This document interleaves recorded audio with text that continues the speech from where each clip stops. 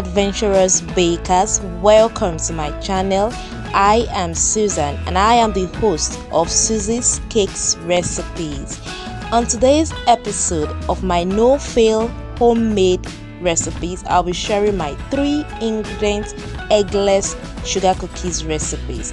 It is as simple as ABC. To all returning subscribers, thank you so much for your support. Thank you for your likes, your feedback, your comments, your tags. It really means a lot to my brand and to my channel. And for all new viewers, I hope at the end of this video you see a reason to hit that notification bell and subscribe and like and leave me a comment. So let's get started with today's recipe. As usual, I'm going to introduce my items. I'm making use of granulated white sugar, unsalted softened butter. You can use salted butter, and then finally my flour, all-purpose regular flour. These are just the items I'll be using. Now, like I said, this recipe is as simple as ABC. The A part of it is to preheat your oven. Immediately you've measured out all your items, preheat your oven.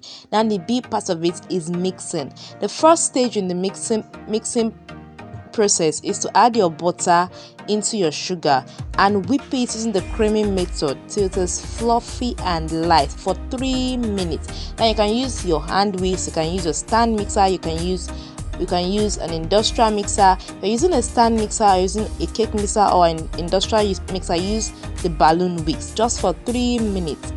And once it's creamy, your butter and your sugar is ready. Now can you use margarine for this recipe? Yes, use a very good brand of margarine. It works the same way. You're not going to have issues with it. Now, why is this recipe so simple? It's so simple because it's eggless, it's healthy, it's also something your children can try at home. It's also a cookie recipe that you don't need to chill.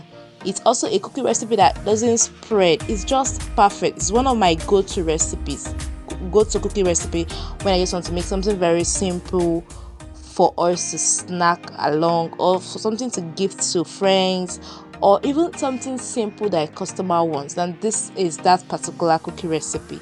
So this is how creamy you want it to look like. Also remember to scrape the side of your bowl when mixing. Scrape it like this when mixing so that you have all the butter and all the sugar well mixed. Remember, always work with time, 3 minutes at a stretch. And you are beating on medium speed, not on the highest and not on low speed, but on medium speed. My butter and sugar is ready. Now to the second stage of mixing. When you are making cookies, you don't need to overwork your cookie batter or cookie dough. If you overwork it, you're going to end up with hard cookies. You're going to end up with issues after baking. Now I just poured my flour into my butter bowl and I'm just going to use my spatula to mix this up well. Just fold it, don't overwork it, just fold it until your flour is well incorporated into the butter and sugar, and that is all. You don't need to add flavor to this recipe, nothing. Now for this particular cookies recipe, you can color it, make different colors out of it. You can use cookie cutter, you can use your nozzle tip to create imprints on your cookies. You can become so creative with it. It's fun, it's simple, and it's less expensive. And this is ready. Now to the C part of it is just to prepare your baking tray and bake. Now to my baking tray, I place a parchment paper on it. I'm going to be using this scoop spoon and a fork and also a nozzle tip to create some impression on my cookie dough. Like I said, you can use cutter, you can use anything.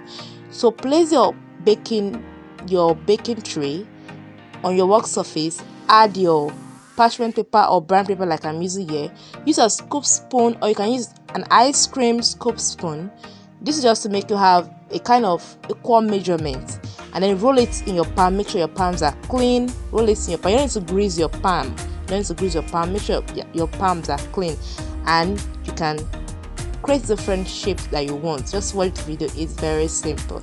Now to all new viewers, please subscribe, hit that notification bell to be notified of all my simple recipes that I share once every week, and leave me a comment, tag me to your creations. I really want to see what you're able to create with my cookies recipe.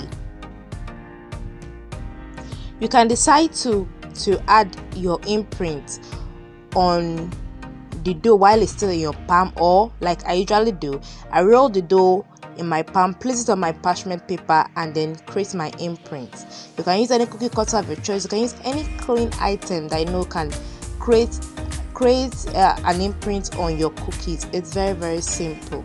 It is simple. Your kids are going to love it. Your family is going to love it.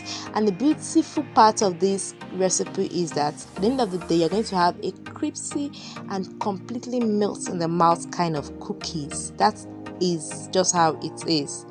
I'm just going to continue, and now I'm going to create my imprint. First, I'm going to be using my fork to create an imprint. Just press it down, and that is all. It's that simple. You can use your fork, you can use your nozzle tips, you can use impression mats. Just become creative. Now if you want to roll out and cut like with a cookie cutter, you can freeze or refrigerate the dough for 30 minutes, then roll out and cut. But for this particular method, you don't need to shield your dough, you don't need to shield your cookies. Just go ahead and create your designs and bake. Now you can mold them like this, create your designs and freeze this for up to 3 months. It's good, very good. Or you can just create the cookie dough without cutting out, just freeze it for up to 3 months. It's also very perfect.